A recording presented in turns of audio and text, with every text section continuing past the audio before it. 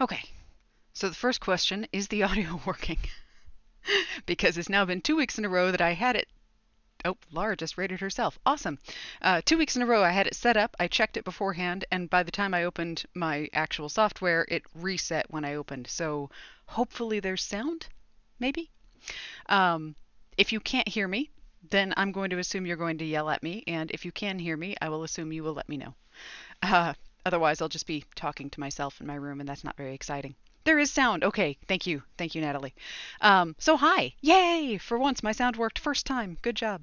Um, every time my software updates, every time I change any settings on my computer, it automatically reverts to default, and even though it's still displaying my microphone, it doesn't always work, so I always have to check.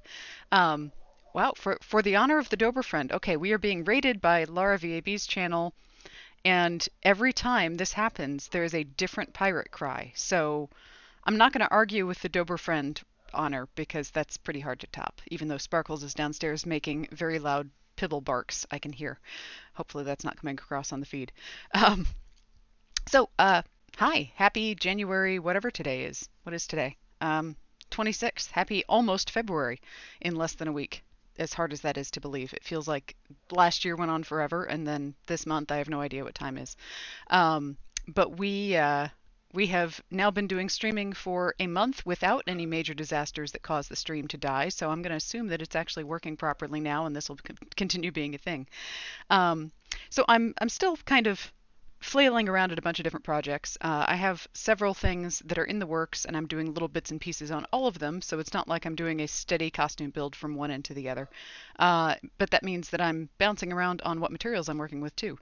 And I have several things that are on order, and I'm hoping to do really cool demos whenever my materials actually arrive, which, given the state of the USPS, may be this week or maybe next year. I don't know. So those are in the future. But for today, I've just got some little stuff to work on. So I know Laura on her channel, which her stream ends right as mine starts, so it's very convenient. We get a lot of the same people. Um, and she was doing her Create In this week, which is everybody brings their own projects and work on stuff. So if you would like to work on your own projects or continue working while I am doing stuff here, I don't have like a really learning intensive plan for today. I'm just going to be making things. The exciting part is I'm going to be trying to use some materials I have literally never taken out of the package yet. So we're going to see how that goes live. But if you just want to hang out or drop stuff in the chat, that's cool. I'm going to be here for the next hour or so working on things myself, and I'll talk about what I'm doing too, if that's interesting to you, and if not, then I don't know. You can work on your own projects. Um, so what I'm doing today, and I'm trying to keep an eye on the chat too. My computer had to be back a little bit to keep it out of the range of the camera. So my sewing room, by the way, is built under the eaves. There's no attic in this house. This is just the upstairs. So the slanting ceiling starts directly over my head and then runs down to the outside wall.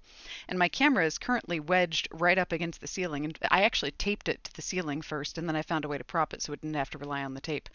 So we're in very awkward quarters here to be able to see the table and me. So if it's slightly crooked, I'm sorry. You can just pretend I'm a 1960s Batman villain and everything's leaning sideways. What I'm doing today is I am making a Sailor Moon style tiara. This is the one I made years ago for my Sailor Pluto costume, which I discovered, sadly, when I unpacked it from its bag where it's been stored for many years without being taken out, that the pieces have deteriorated, and some of them are kind of no longer usable, like my boots, which I love those boots. I was really proud of those boots. The vinyl has started peeling off the boots, so if I ever decide to do Sailor Pluto again, I'm gonna have to make a new pair of boots. But this is one of the pieces that has deteriorated because this used to be gold, and it also used to be, shaped like an actual tiara instead of sort of wadded up in wavy forms. Um, and this original one was actually made out of vinyl flooring. This is the flooring that they put in tap dance studios, which years ago, Laura and I were at a huge, I don't even know, it was like a warehouse where they sell stuff that doesn't have any place to go. A lot of construction material, a lot of just random things, kind of like the Habitat for Humanity warehouses, except much more broad.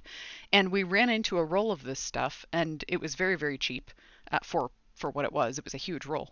We still have most of the roll.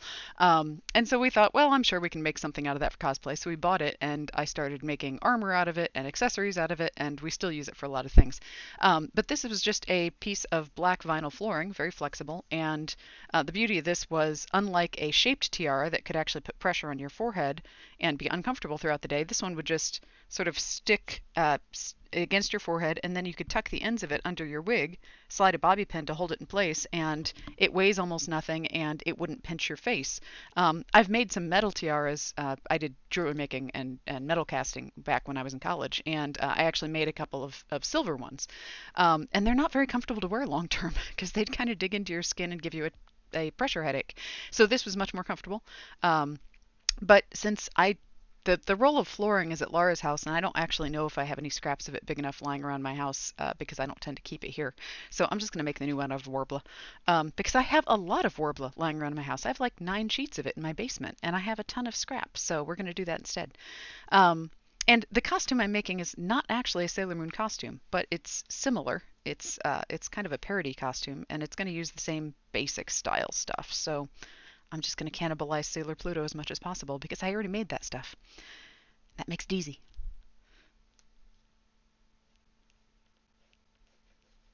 The beautiful thing about Warbler is you can draw on it with a pencil and it shows up. And it doesn't actually have to be too exact because it will somewhat shape to your head. And in fact, this one's a little longer than it needs to be, so if I have to trim it a bit, I can do that too. So is anybody else working on stuff? Feel free to drop in the chat if you are working on something. You can share that. I know those of you who popped over from Laura's stream probably have the same projects you were working on there. Unless you've moved on to exciting things like eating dinner, which I also approve of. I'm a fan of food.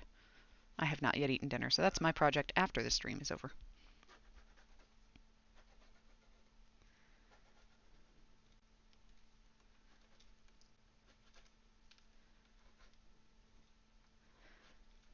Periodically, I lecture people on don't use your sewing shears for cutting vinyl or plastic or paper or anything else.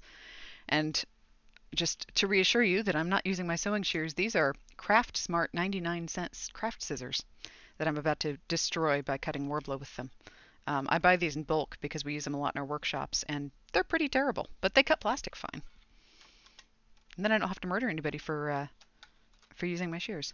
Let's see. Laura is tackling World Anvil. Shy Red Fox is hopping between story and fixing HTML. Ooh, you can do both of those at once.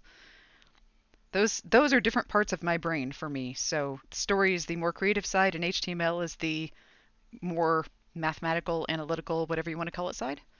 But if you can bounce between them, I am impressed. I say that like I don't bounce between 17 tabs on my browser any given moment.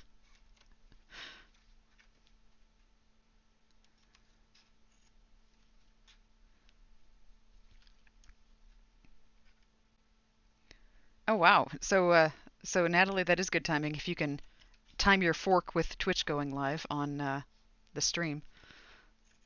My timing is not that good. I'm usually scrambling and I'm like, oh crud, it's close to 7. I need to go find which device is available to turn Laura's stream on.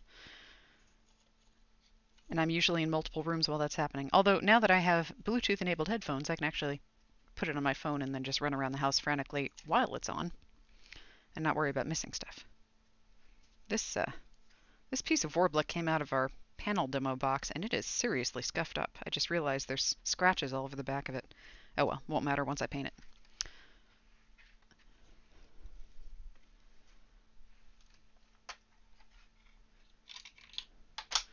Now, if I'm doing costumes for competition, I'm very, I do a lot of detail stuff. I make my own resin jewels, and I paint glass, and I do all kinds of stuff for that, but this is not a competition costume, so I'm using like a really ancient acrylic faceted mirror back flat gem from some craft store that I found a box of in my house. Your houses get like that when you store craft stuff for years. I think it multiplies.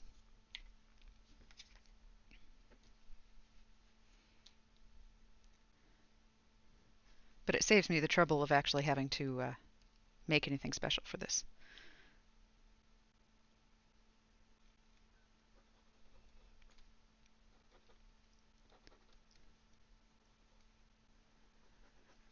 And I'm marking the gem on here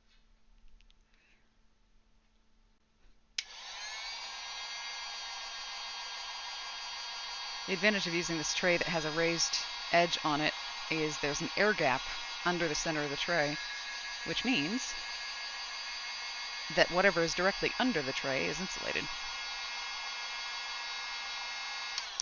And this stuff I'm using is Warbler's Black Art, not Warbler's Finest Art, so it has a slightly higher melting temperature than Warbler's Finest Art. Warbler's Finest Art is tan Warbler. Warbler's Black Art melts at like 10 or 15 degrees higher, I think. Wow, I managed to stick that to the tray very efficiently. Cool. I wonder if it'll come off. It should. They usually just pop off once they're cool, which is going to take a second. Alright, well the good news is the filament seems to be sticking. We'll see if it continues sticking once I get the Warbler off. I haven't actually tried melting this directly either. It would be really awesome if it were thermoformable, which technically it would be because that's what it's made to do. It's just whether or not it thermoforms at a hand-safe temperature. Warning, melted plastic burns skin. No kidding. Oh no, do not ingest. I'm not going to be able to eat my costume. How terrible. Yeah, it doesn't actually say what this is. I could probably Google it and figure it out. This is the Flexi variety. Apparently comes in different varieties.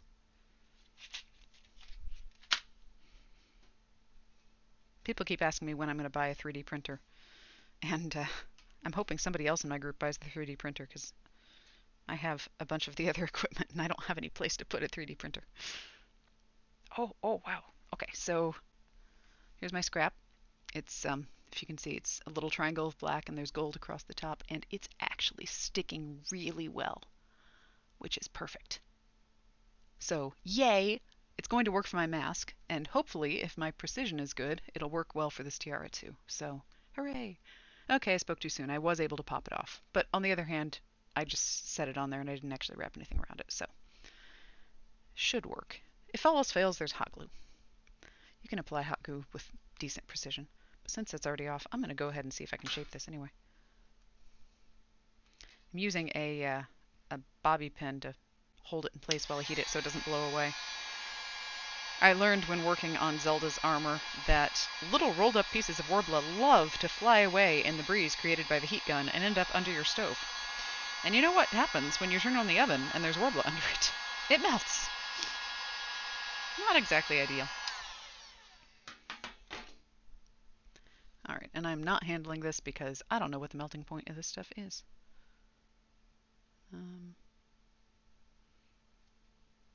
Oh, wow, it's not even melted. So, yeah, I suspect this is, if it is PLA or something, it's probably going to have a melting point that's too high to do any hand forming with. But the fact that it's temperature responsive means it's not going to fight if I put it on something that I have thermoformed as well. So that's good. Yeah, and it stretches. Cool. Okay. You can do one directional stretch with it like with EVA. So that's good. Experimenting live. Alright, so now I'm going to attempt to do one half of this. I'm going to set the scissors on this half so it doesn't blow away. Get these out of the way.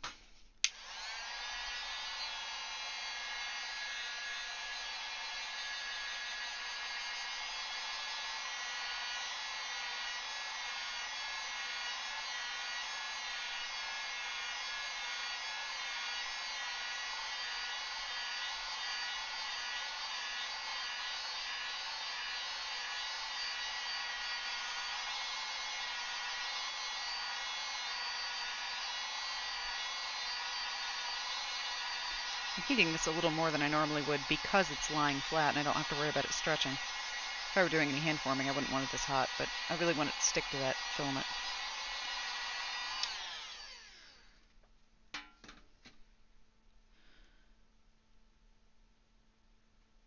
Oh, the tray is quite warm. Check. Do not set fingers on fire on the tray.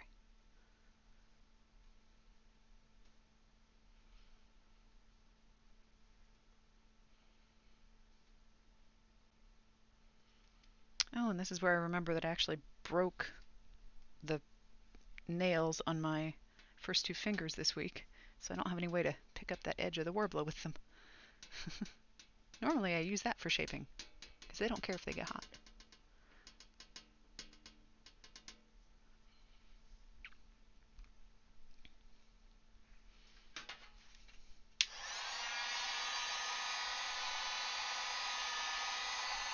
For something like this, the tray also retains some of the heat, so the Warbler stays pliable longer, which is useful for something where you are doing it in 2 parts.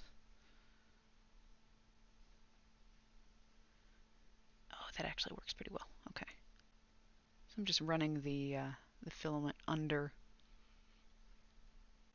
the edge of the jewel. So provided it sticks, I may have to reinforce that on the back with some glue, because there's not really much to hold it there.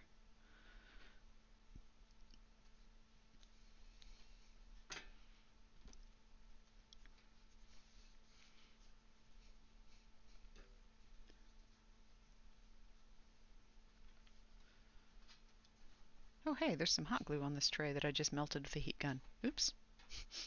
What's that doing there? Let's get that off. Surprise hot glue. Never a good thing.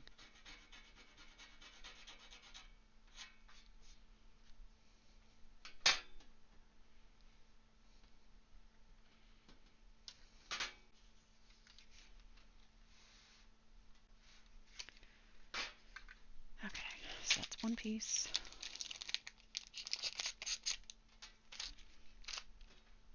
At least these are a nice length for this.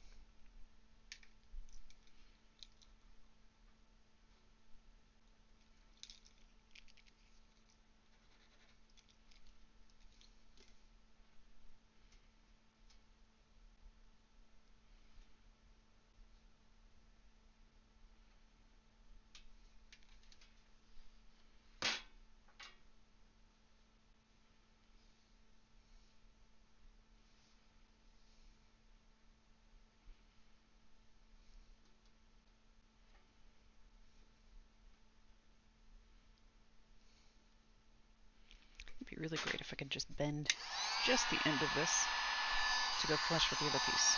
I don't know if that's possible. We're going to try it. It'd also be really great if I had pliers up here, but I don't see any. Oh, I do have a clamp. I can use that.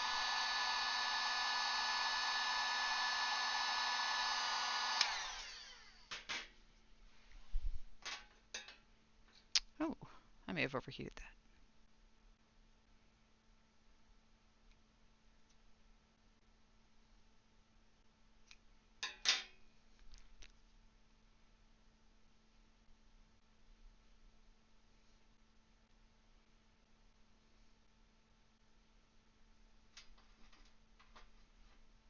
Yeah, that may not work as well as I'd hoped. Oh well. It's fine.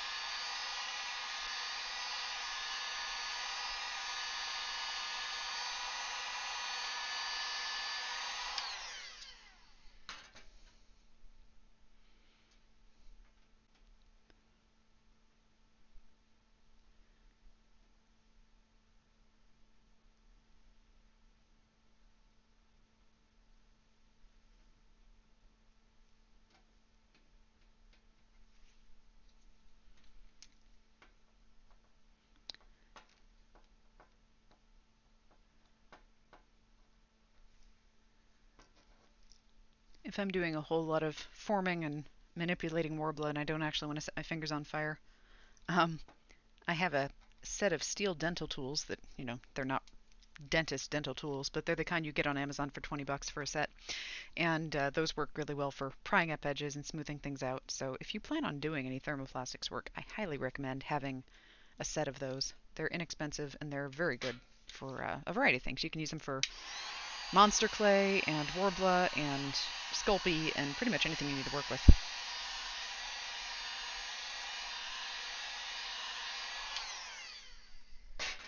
And just in general, not setting your fingers on fire is a laudable goal.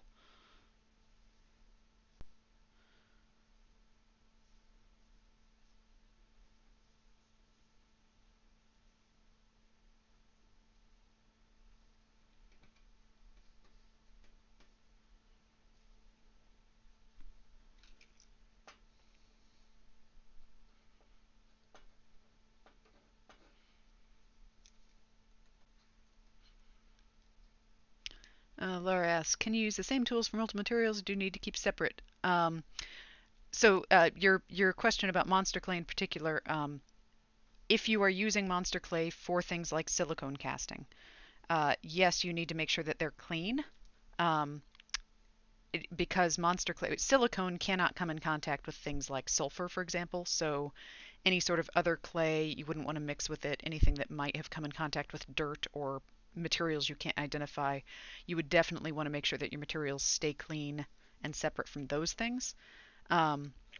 However, since the cheap dental tool set I bought is stainless steel, you can throw them in the dishwasher. So you don't have to have separate sets for everything as long as you make sure that they're clean in between. Now there are certain chemicals you do not want going in your dishwasher. Monster clay is pretty inert and skin safe, so you can use it for something like that.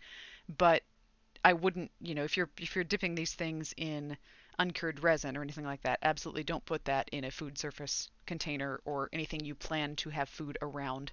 But if you just need to, oh, I used this and now it's got clay dust on it or it's dirty or whatever, it's got makeup on it from using it to mix something, yeah, you can throw those things in the dishwasher and it should be fine. Because dishwashers are amazing.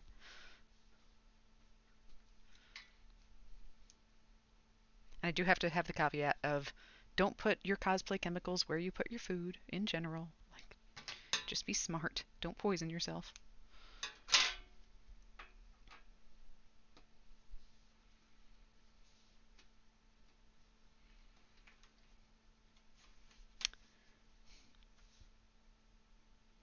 Well, I have a few gaps, but I think I may be able to fill those in. I might have to fill them in kind of creatively, though. Maybe I can fill them in with more Warbler rather than more of the gold trim.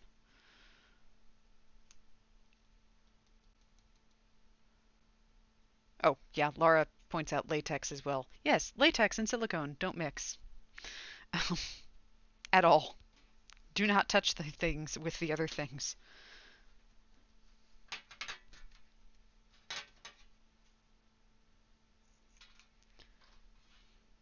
And anytime you're using a chemical such as silicone, resin, latex, different kinds of resin, because there are many different varieties. There's polyester and epoxy and urethane, and all the different types of resin have different chemical formulae, and all of them have things they do or don't play nice with. So you don't want to just assume that because it worked on one thing, it'll automatically work on another thing.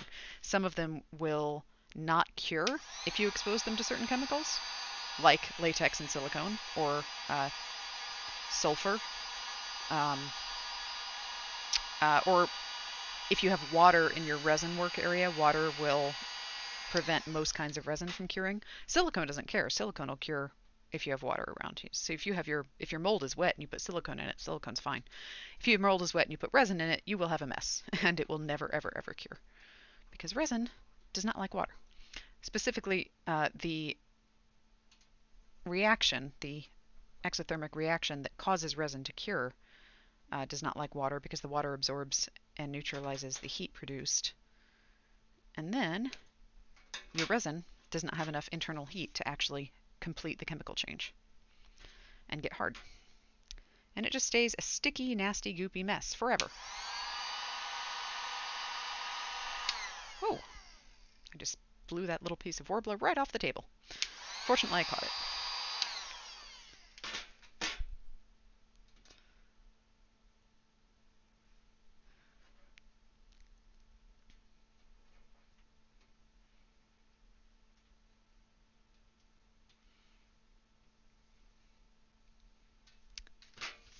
It's a good thing this is not a competition costume, I'll just say that. This, this last-ditch bezel I'm creating around this gem is not going to look great up close. But nobody has to see it up close. It's fine. Nobody will care. Oh, except I stuck my jewel in and now I can't get it out.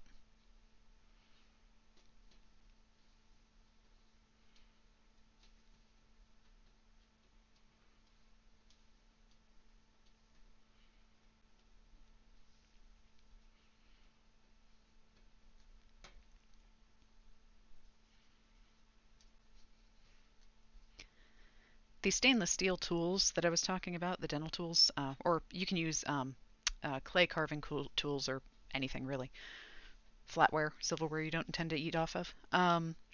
They're also really useful for smoothing seams in things like thermoplastic, where if you've got two pieces of Warbler that you want to look like one, you can actually take one of the tools that has sort of a curved backside, sort of a spoon type shape, heat it up with the heat gun with something heat resistant wrapped around it, like a pot holder or a glove, a heat resistant glove, so you don't burn yourself. But you can heat it up and then use that to run along the seam and melt the Warbler together.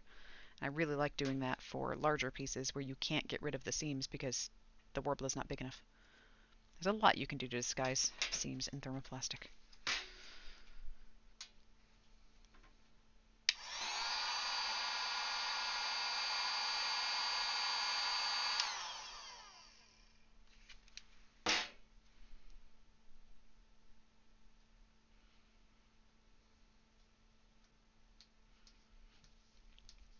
I'm using the Warbler's black art with this mostly because I have a ton of it lying around because we used it in our workshops.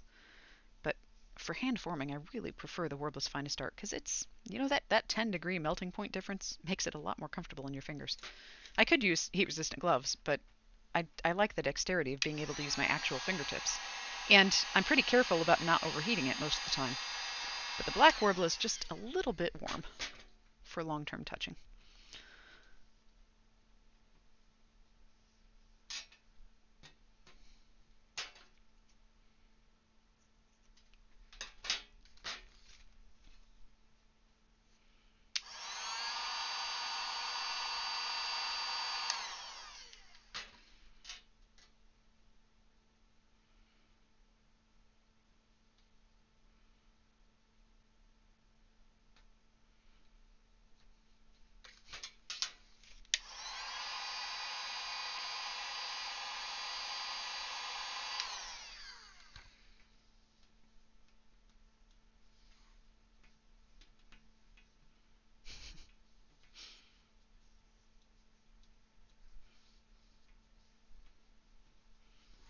Keep telling myself nobody's going to see the color change because I'm going to paint it. It'll be fine. Who cares if there's a big black wad in the middle of the line? It's okay. Just put an extra coat of paint on. All of which is true, but I'm looking at this and kind of cringing because there's a big black wad in the middle of the line. It always looks rough before it's finished. It's fine. Nobody cares. Okay, I care. This jewel is a tiny bit too wide for this trim.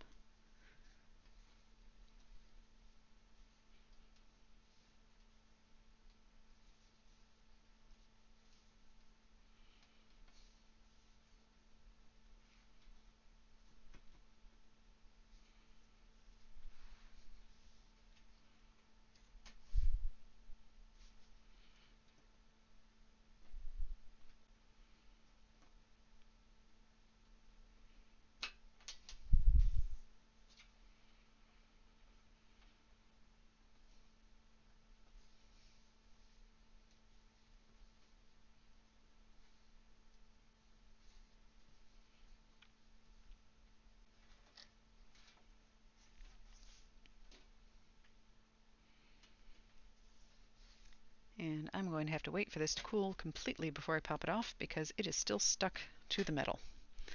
And the Warbler does not want to come off.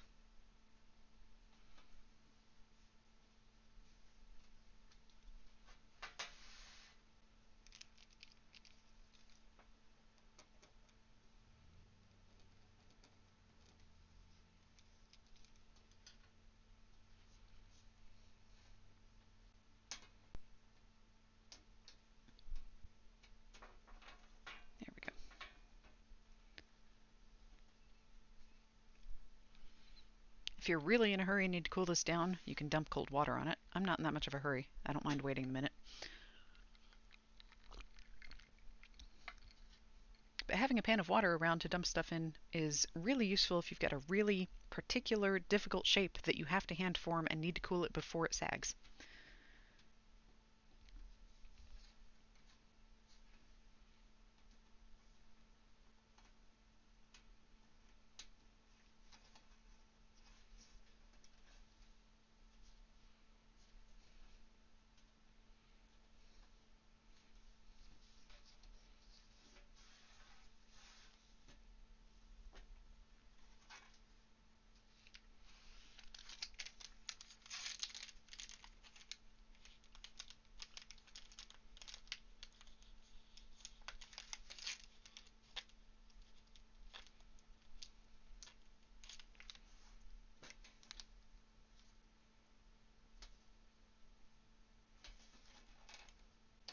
There we go.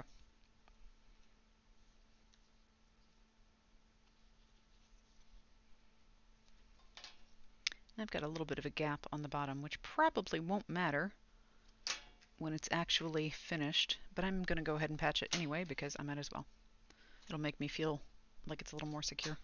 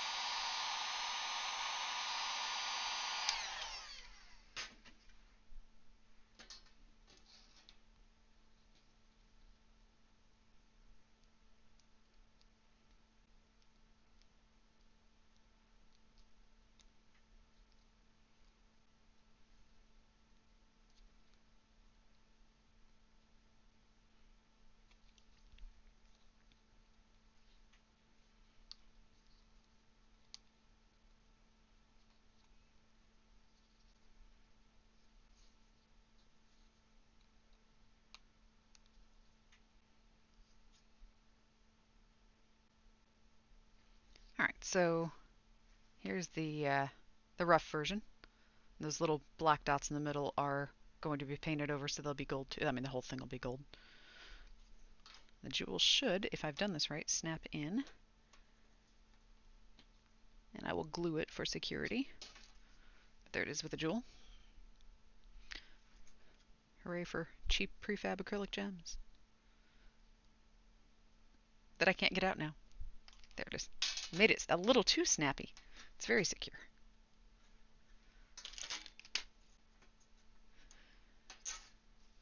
And I think I'm going to go ahead and put a coat of paint on around the edge of where that jewel goes before I glue anything on, because I don't want any of the gold paint getting on the jewel itself. I'm going to trim off some of these rough edges.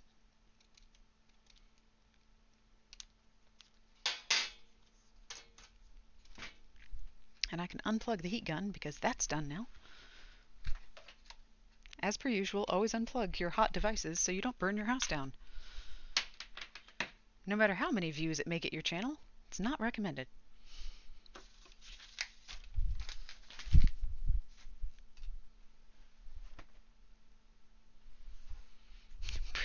Precision snipping. No, that was not precision snipping. That was hacking at the edge because it was on the back and it didn't matter, but I didn't want it poking me in the forehead.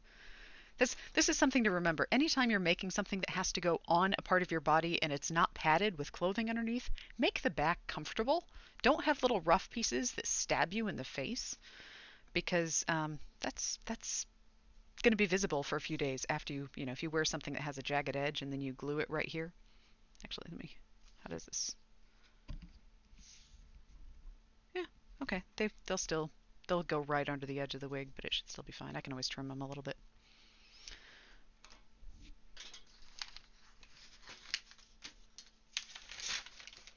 Where would we be without freebie ads that come in the mail unsolicited every day? They make great fire starters. They make good paint soaking up. Everything else just goes in the recycle bin. I really hope this paint is still good. It looks okay. It smells a little weird. What is, oh, this is exterior paint. That's probably why. I buy acrylic paint in waves. So I'll do a project, I'll buy a bunch of paint for it, and then 3 years later, I'll realize that paint is dried out and I'll go buy more. And this paint is probably on the older side than I typically use. It's also made for outdoor use. I guess for, it's craft paint that maybe flower pots? I don't know. What do people paint out with outdoor paint? Stuff that goes outside. But it was the only gold paint I had that was not dried out completely, because I haven't bought acrylic paint in a long time.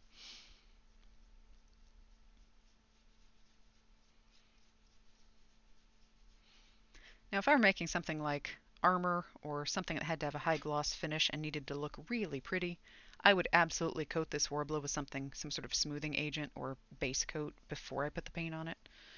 But since I don't care that much about this costume looking that professionally done, since it's, again, a joke costume, I'm just going to put a few coats of acrylic paint on it and call it good. Because the acrylic will smooth out the surface texture a little bit. Um, and it doesn't, since it's such a small area, I don't have to worry about, like, if it's a breastplate and there's a huge area and any little ripple you have will show. It's much more critical to get it all really smooth and pretty beforehand. This really isn't going to matter because it's only an inch wide. So if one part of the inch is at a slightly different angle than another part of the inch, it's not like it's got that much room to reflect that there's a wrinkle in it. And I had the good taste to choose gold-colored clearance 3-doodler filament.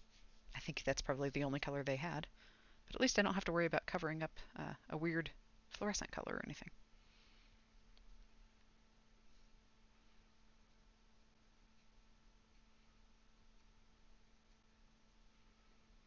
The reason I picked gold was because the mask I have to make out of it is gold. But I'm really glad it'll work for the mask because it's going to save me a lot of time and effort. Originally, I thought I was going to have to do a slush cast. I've got a head cast of myself back here. It's the one with the blonde wig is a head cast of myself.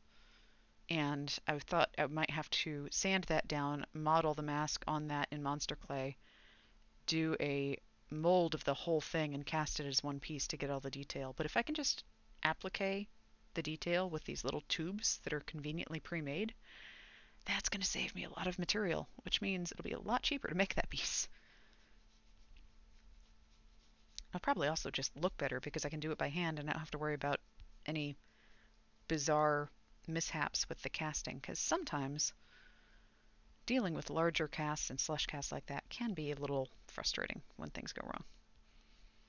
I mean, I need to redo the head cast for that matter because it's slightly off kilter. But I don't need that done immediately because I'm not doing any prostheses for my full head right now. Although at some point we have some of those planned. At least we do for Laura and Mark. I don't know if I'm not sure I'm getting a full head prosthesis. Maybe Laura remembers if we have any of those projects. There's definitely one project where Laura and Mark were going to get foam latex whole head accessories. But I don't know. Those are pretty far on the back burner right now anyway, so I don't know when that's going to happen.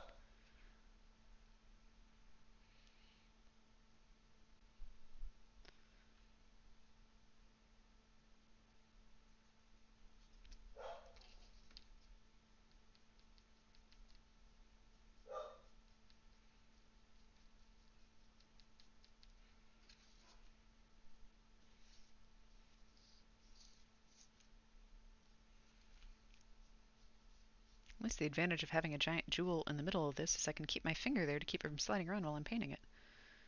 Unlike a lot of jewelry pieces where you have to paint one side, let it dry completely so you can hold it while you paint the other side. This one has a built-in finger spot.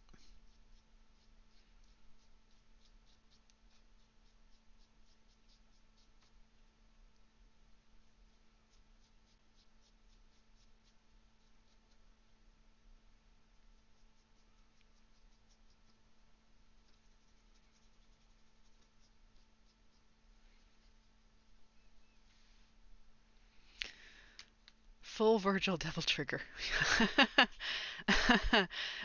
Yeah, okay, Mark. You get to help me with the sculpting and casting then, because, yes, I know what's involved in that. Actually, I don't know. Because I thought about that briefly, very briefly, to think about what kind of substructure would be necessary. And I don't know if I can actually wear that because of the kind of harnessing it would need for the wings and tail. I think that may be over my 15-pound weight limit. So as much as it would be awesome to do a full Devil Trigger Virgil, not really sure that's going to happen for me. I mean, Kayla might still try to strong arm me into making her one. Why is Kayla not here? I'm making this costume for Kayla. Hi. Yes, this is Black Warbler.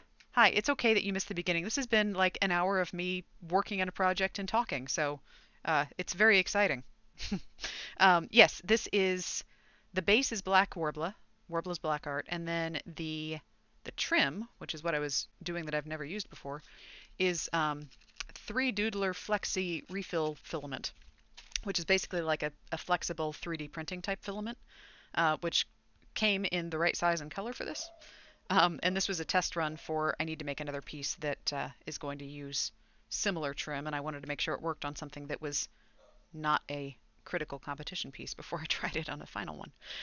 But it actually works. So I would not trust it under pressure with the Warbler, and I would probably want to use some sort of strong adhesive with it if I were going to do something that we're going to do a lot of flexing and a lot of long-term use.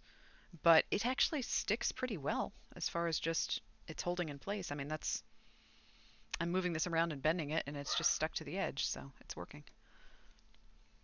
I'm trying to get a couple coats of paint on before I glue the jewel on because I don't want to paint right around the edge of the jewel.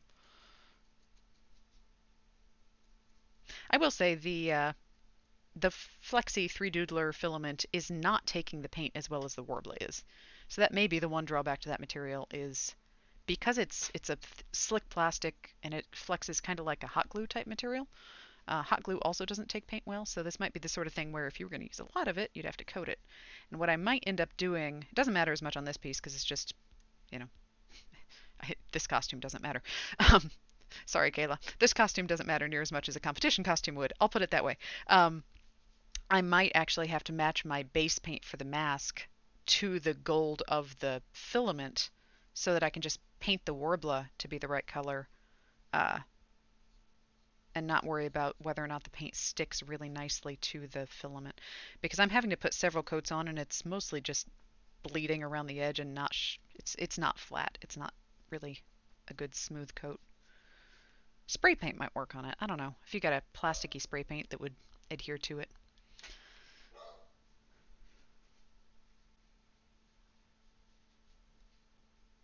So thanks for hanging out.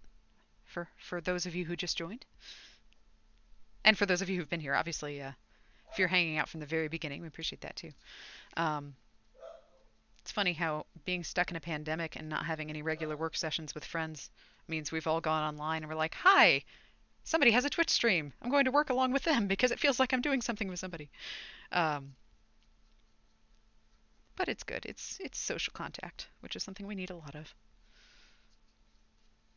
We have not had much of this year. I was talking to a friend last night, another cosplayer who's in another state, and I have not seen her since like 2 years ago because nobody saw anybody last year. And we were talking about how our social lives completely tanked once the weather got cold because everything we'd been doing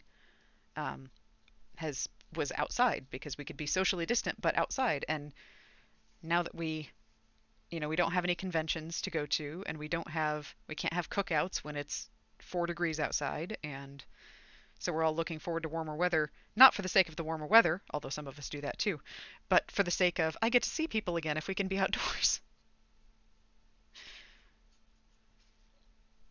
And a lot of my cosplay projects are multi-person projects. They require multiple people to hold stuff or to paint things or to move things or to mold things, and those have to wait until we can have people all together again. Yes, Shyred Fox, it is nice to work as a group, and I think that's why we all feel like we're getting more done when we do things like the create-ins, or sometimes like in our writers group, we'll just be like, hey, who wants to get on Zoom and write? So we're sitting there silently on Zoom, but we have each other, so we're being accountable with each other because we all have to be writing at the same time. So it definitely helps.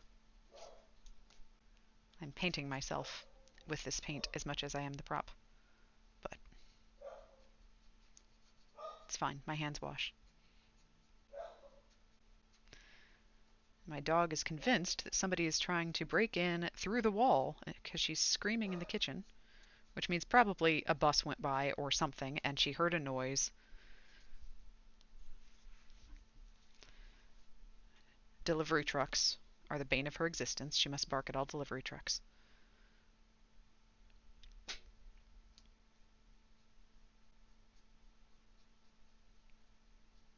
Alright, this is getting to the point where it definitely needs this coat to dry before I do anything else to it, so.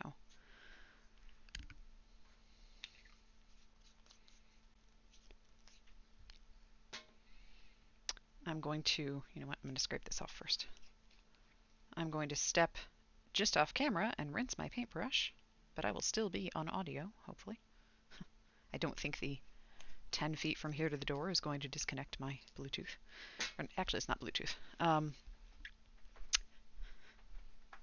The convenient thing about having my upstairs bedroom also be my sewing room is that there's a bathroom up here. So I always have access to water if I'm doing something like painting.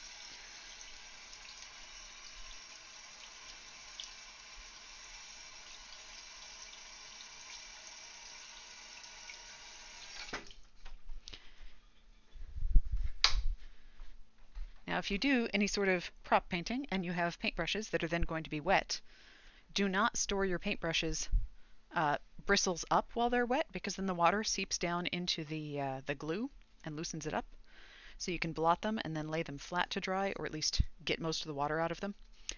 I see a lot of the makeup brush drying racks, and I suspect the same thing is true of those, even the ones that you stick your makeup brushes in and they're supposed to hold them upright while they dry, which I guess keeps your bristles from getting compressed for the big, like the powder brushes. But the artist in me is always like, no, no, no, dry flat, dry flat. This one's a flat brush anyway, so it's easy to squeeze the bristles out. And now we get the exciting watching paint dry part of the program, which at least I can speed that up because I have a paper plate, which will work as a fan. Oh yeah, Natalie, that is absolutely true. My old house had it was a 2-bedroom bungalow, and one of the bedrooms was 8 feet wide. So the entire house, including the finished attic, was 800 square feet. So that's what size it was. It was smaller than my apartment had been. But my studio room was the upstairs finished attic, and there was this like 2-foot wide, super narrow, super steep stairway that had this L curve in the middle of it.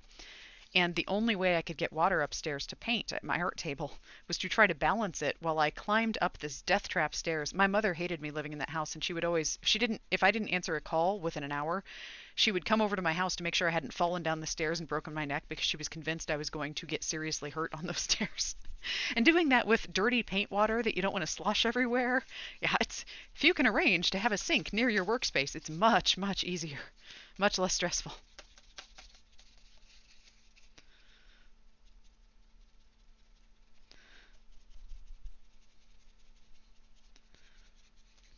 It occurs to me that somewhere up here I have an electric fan that would make this even faster. But then I would have to go get it and plug it in, and that sounds like work, so waving a paper plate at it is probably just as efficient.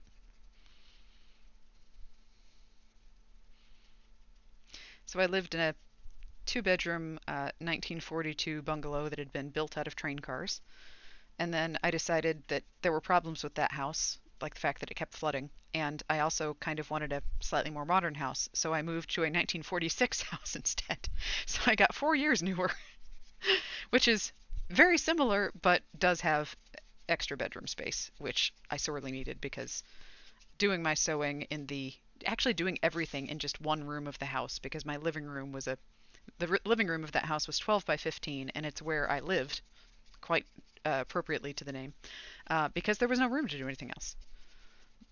There was one bedroom was the size, actually it was 2 feet smaller than one of my parents' horse stalls.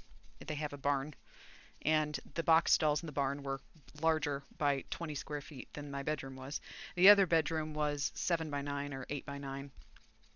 Was not wide enough for a double bed. You could not get a bed around the corner. So, yeah. So now I have half of a room with sloping ceilings, which is actually a vast improvement. It's not a lot of floor space in this room, but at least I can stand up in the middle.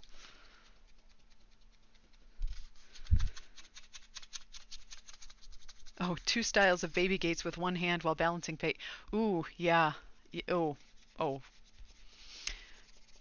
yeah. The trying to manage different animals in different parts of the house without letting any of them through, without getting any of them jostled, is its own adventure.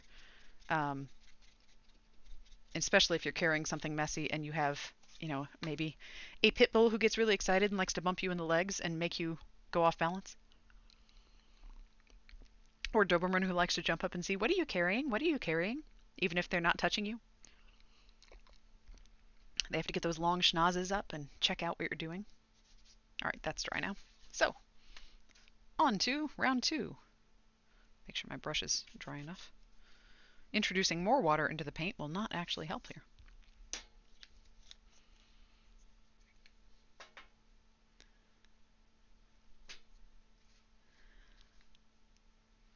The holders that suspend. Sorry, I'm scanning back up through the chat because my computer's on the other side of the table, which means the print is very small. I even turned up the print size, but holders that suspend your brushes upside down either don't hold enough brushes or don't hold all the sizes you need.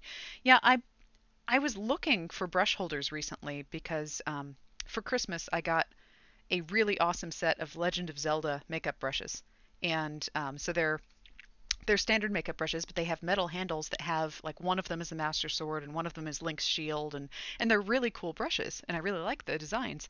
But the brush holder I have currently is just one of those, it's an upright tube and you stick all your brushes in it with the handles down so you can see which brush you're grabbing.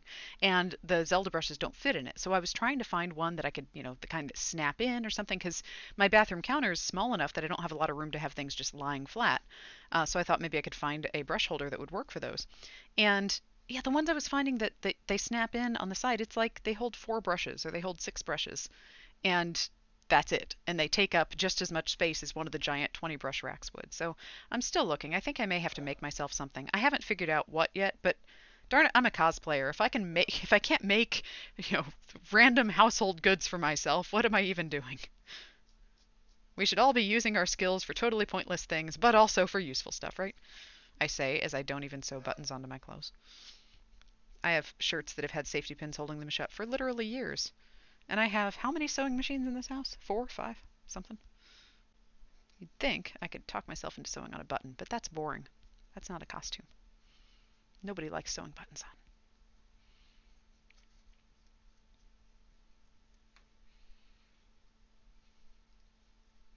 But all that to say, if anybody knows of a really good, efficient brush holder that doesn't take up a lot of counter space but holds your brushes really nicely and doesn't require them to have skinny little handles, I would be interested. And you can drop me a link. Otherwise, I might just have to invent something.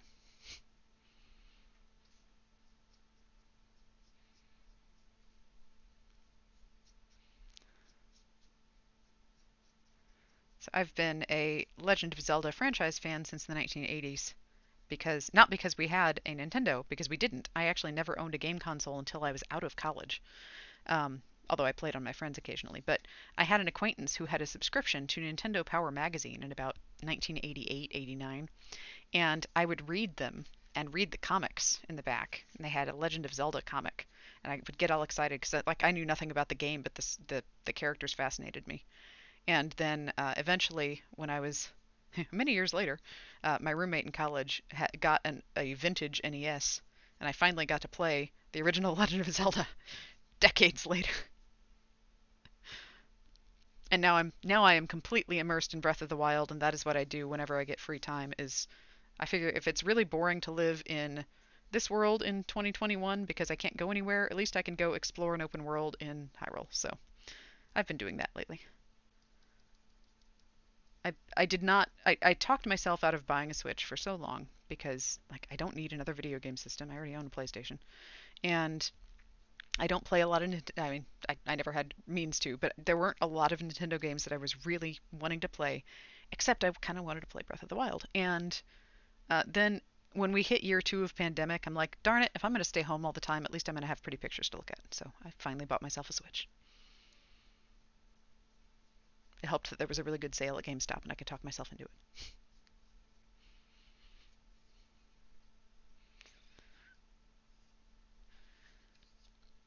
Only thought for the brush is attaching a magnet strip on the wall if the For these, yeah. So I thought about the magnets because the, Sephora actually sells magnetic brushes, but they're base magnets. So they have magnets on the flat end, and you just stick them to a magnetic tray, which is a good concept. But the Zelda brushes are not. They're just pot metal. They're not actually magnetic. So that wasn't going to work for those. Um, but good thought. That's definitely a good idea for some other brushes. And most of mine, like this is a wooden brush. A lot of my makeup brushes are plastic or wood. Um, and so you would have to attach a magnet to them. But you know, if you've got a double-ended brush, for example, and it doesn't have any metal banding on it, it's a wooden stick with a brush on both ends. What do you do with it? So there's got to be some system that would work for universal brush mounts. I just haven't figured it out yet.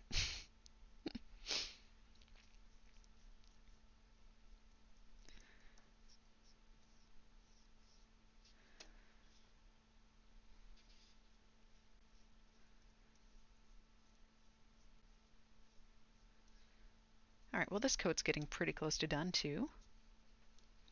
It actually looks a lot better painted. So it's still got a couple of dings in it. I'm gonna grab the ends, but that's sort of what we're looking at. Which means, let me just take that out of my mouth so I can actually talk. When it's on my head, it'll be bent slightly, so it'll have a highlight on it. But I think it's gonna work out just fine. Hooray! So once this coat dries, I'm gonna go ahead and attach the gem because I've got all the area behind the gem is painted, and I can do a third coat on the rest of it without worrying about getting too close to the gem. So let me rinse my brush again.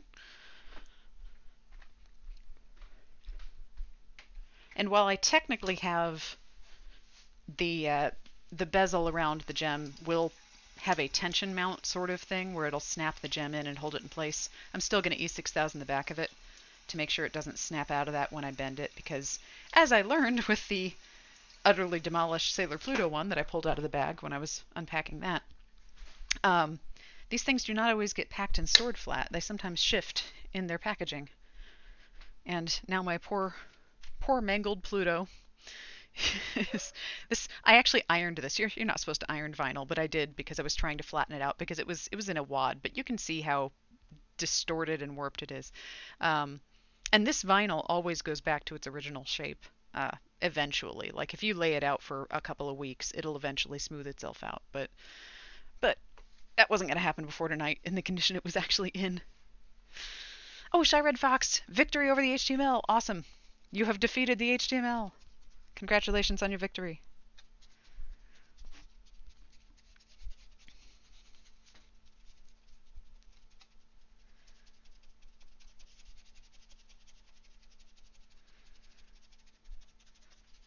Now there was one kind of glue. Now that I'm looking at these, this is all coming back to me. I can't remember, it might have been Gorilla Glue, but it was some kind of glue that, had a solvent in it that would actually eat the aluminum backing off of these. And I discovered this because I glued a bunch of gems onto a project and then discovered they all had a crackle backing instead of a mirror backing that actually clouded up the gem. And I can't remember what it was. I don't think it was E6000 because I've used E6000 on a bunch of rhinestones and things and I haven't had a problem with it. But it might have been Gorilla Glue or one of the cyanoacrylate super glues or something. When I cast my own gems, I use aluminum on the back, and nothing phases the aluminum because it's aluminum. It's just a sheet of metal. And I really like that because it's super easy to use and it's super cheap.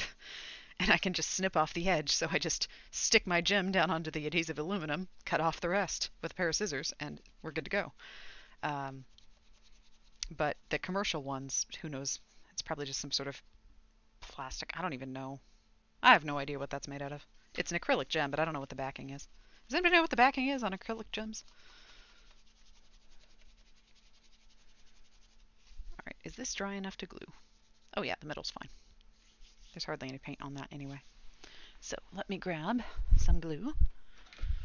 E6000, use in a ventilated area whenever possible because you don't want to breathe this stuff long term.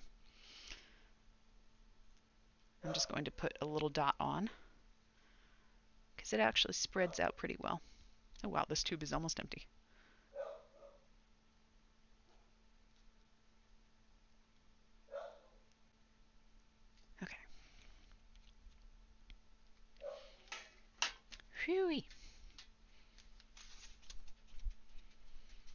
So this stuff, if you keep dropping things, if you breathe a lot of E6000 over time, it actually can build up with toxic chemicals in your body tissues and poison you over time. So this is why you want to use it in a ventilated area. Not to horror story you, but don't breathe this stuff long term. If you're doing a large project with it, like you're doing a whole lot of application, you probably want to do it outdoors or with all of your windows open. I'm just doing one little dot of it under this, and again, most of the gems being held in place by the bezel that I built around it out of Warbler. So I'm not super worried about gluing with heavy duty layering of glue. But well, that is already darn secure because it just snapped in place. And as we saw earlier, I had trouble getting it out. So obviously this will need additional coats of paint to smooth out the gold, but that's what we're looking at right there. So I think the experiment with the Flexi 3-doodler filament worked pretty well. I do have to figure out exactly how I'm going to apply that over multi-directional curves, although I think the mask design, they're mostly shorter pieces, so it shouldn't be that much of a problem. I just have to figure out. I will probably thermoform the mask to my face, to my head, not my face, the head cast of my face. I should stipulate that. Don't just stick hot plastic on your skin. It's a bad idea. But I'll probably do that and then just leave it attached to my head cast while I'm cutting and laying out all the filament and just mark it on there. Yeah, but how? So yeah, you can actually do a lot of really cool face casts if you have a heat resistant surface that happens to be shaped like your face. And this is one of my favorite examples. So the paint job on this is terrible because the horns actually got damaged, and I've not repainted them. So there is some chipping where the material shrank a little bit. But this is my Agent of Asgard Loki faceplate from the Marvel Comics. I'm going to shift this back a little bit so I can do this. But this is Sintra, which is PVC foam board. And this is Warbler. Warbler's Finest Art, tan Warbler. And this is actually just Model Magic, which is why it shrank a little bit. But there's no adhesive. This is just plastic. And because I made it using my face cast, actually my headphones are in the way a little bit, but it just sticks to my face. So I can have it on, I can get ready, put my wig on, put my makeup on, stick it on my face. When I decide I want to take it off, it just comes off, and it's basically a spring that grips my face. But I molded it using that plastic face cast.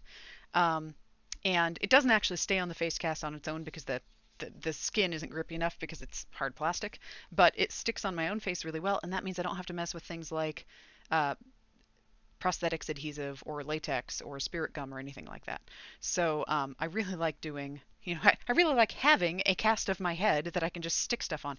It's also really good for wig styling because my head is enormous. I have a 23-inch head. I wear a men's extra large in hats, and I have 3 feet of hair. So my wigs don't fit on a standard wig head. Even this canvas wig head that I've got the lace front pin to here is still too small. It's a 23-inch wig head, but it doesn't account for all of my hair braided up under it. So having a head cast that we did the cast of when my hair was braided up, and we just put it under plastic and did a cast of my entire head, means that if I need to style a wig and have it be exactly the size of my head, I can actually do it on that head cast, and it makes life a lot easier if I'm doing something like T'Pring, which if anybody's seen my T'Pring wig, it weighs 2.6 pounds and it's this tall, and you can't just do that on a foam wig head and then transition it to your own head. Forehead reading thermometers, but in reverse. How did you make the head mold? Okay, so we have video of this somewhere. Basically, you wrap everything in plastic except what you need to breathe, and you petroleum jelly all your skin. So like your head is taped under a plastic bag, petroleum jelly everywhere so stuff doesn't stick. You use a skin safe, not just generic, but skin safe skin casting silicone, and it's a thick paste, and you have friends who slather you in it completely. And then after the silicone is all over you, you make what's called a mother mold. And this is done with a 2-part, I'm going to give you the really fast version, but basically you build in a seam so that they can separate. The mother mold is a rigid outer mold that goes over the silicone mold.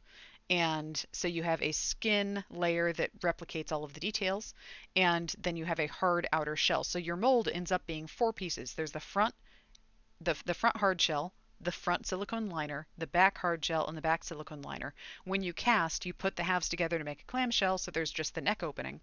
And then you can do a couple of different things. You can do a solid cast if you're using something like expanding foam to fill that cavity, or you can do what's called a slush cast, which is where you use something rigid like resin and you actually just roll it around on the inside to make coats, and then you pour it out and keep doing that until you build up a thick layer on the inside.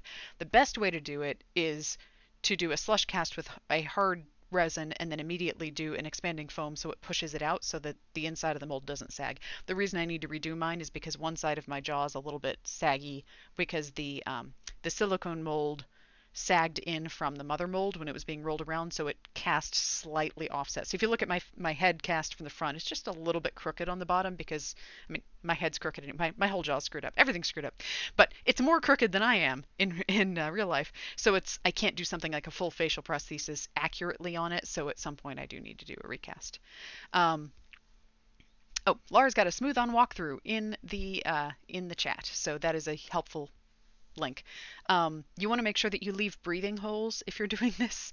Typically what you do is you have somebody like hold a little piece of a drinking straw between their lips. Don't stick it up the nose because if somebody hits that, it can hurt them, but you just leave a little air gap in their mouth and then they breathe through that while you're casting everything else. Then when you do your final mold, you just block that off. Obviously don't block it off while they're still using it to breathe. We like people breathing. Oxygen's important. But yeah, definitely make sure you're using skin safe products though. And I would love to do, and this is something that I just haven't had the time or the people or the space or whatever to do, but it is possible to do a full body cast and then do a full body mold, do a cast in expanding foam, so you end up with basically a custom made full body head to foot dress form of yourself. And I know people who've done that, and then you can just build armor on it or something and you don't have to have people help you do fittings. And I do have a duct tape dummy, which is actually in the other room, which is fine for things like I need to size clothes real quick, but it's only of my torso. It doesn't include my legs. And I've got two projects in the works right now that have full body armor, so I've got to make leg armor pieces and stuff like that, and it would be really helpful if I just had a second me, just a duplicate of my whole body.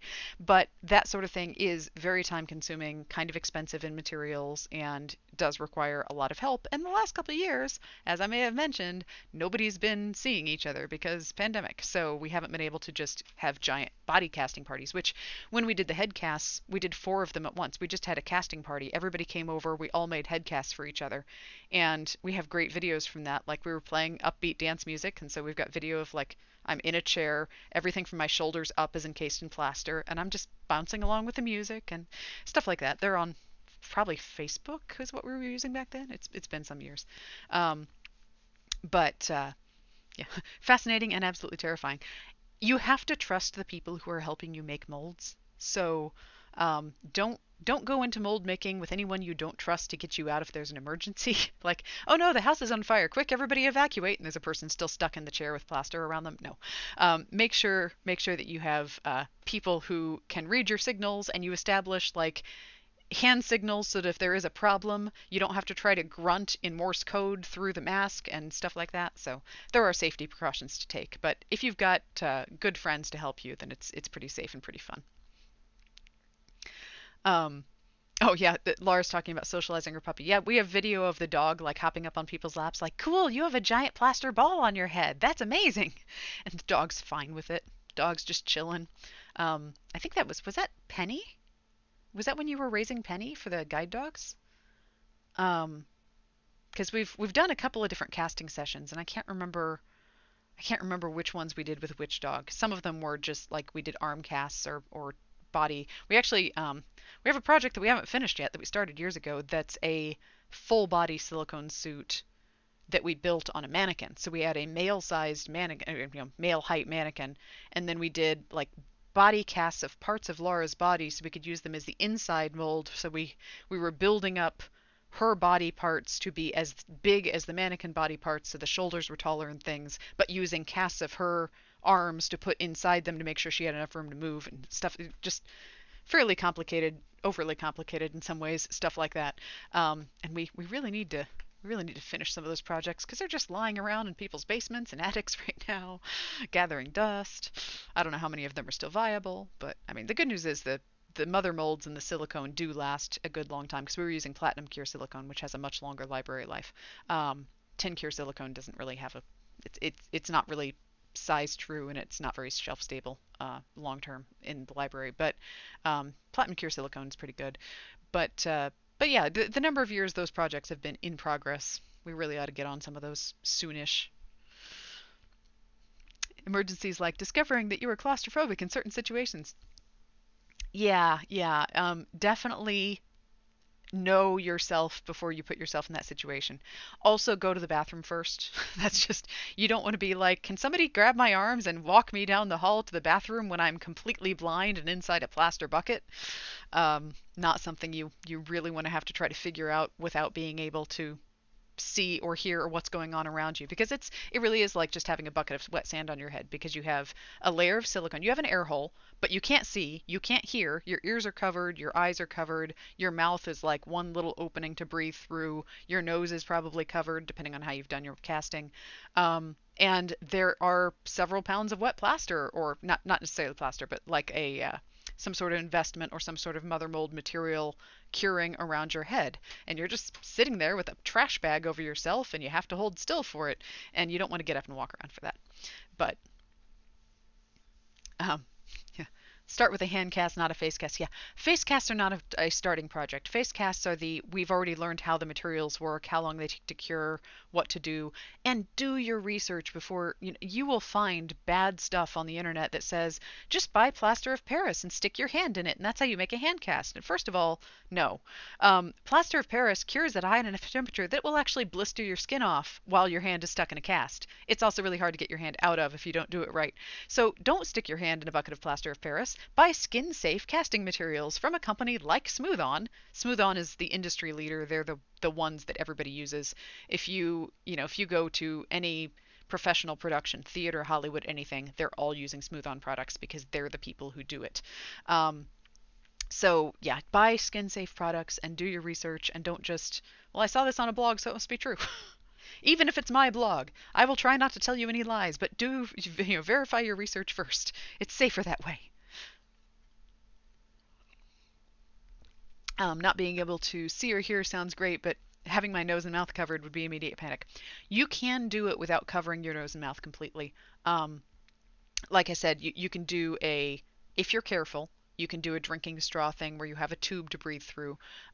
You can leave gaps where you just don't cover the nostrils, and then you plug them when you actually when you finish the mold. So it's kind of like if you've ever done one of those things where you wrap the rigid wrap around your arm to make an arm cast, the plaster wrap that you soak in water, and then it's like what they used to make casts out of, and then you cut it off afterwards, and then once it's off you patch it by running another couple of strips of rigid wrap over the place where you cut it off.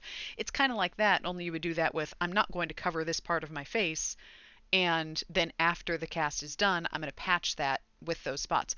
The problem is in your final cast, if you're patching a lot of spots like that, like if you leave a gap around the mouth, it means you're not going to get an accurate cast of your mouth, which may not matter if you're not doing facial prostheses.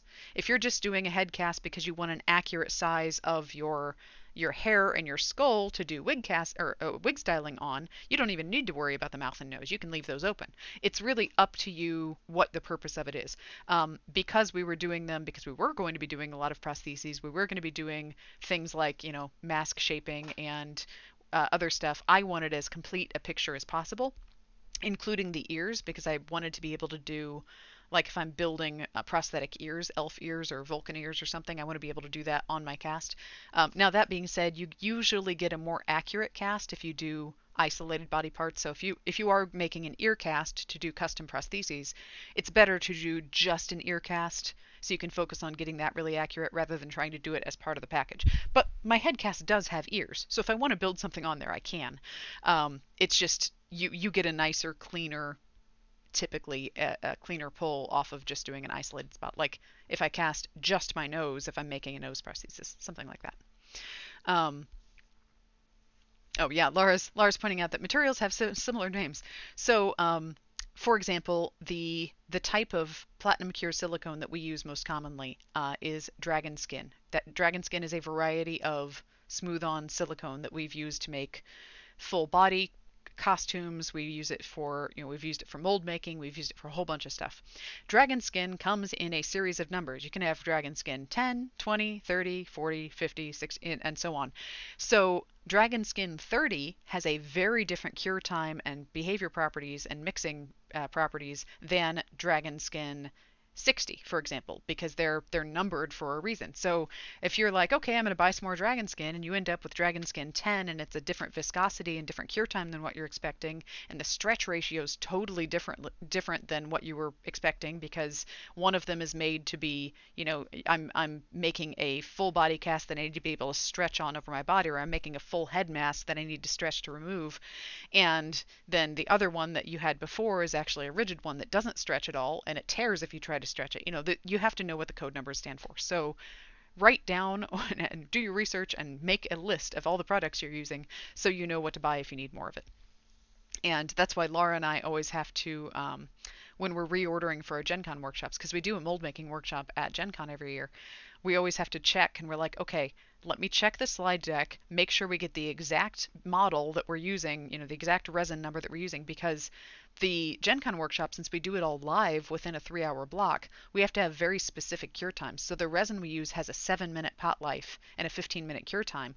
If we accidentally order something that has a 3-hour cure time, those projects aren't going to be done that day. Those people aren't going to be able to take their stuff with them when they go. So, just there's a lot of stuff out there, but there are a lot of free resources too. Smooth-On has great video tutorials.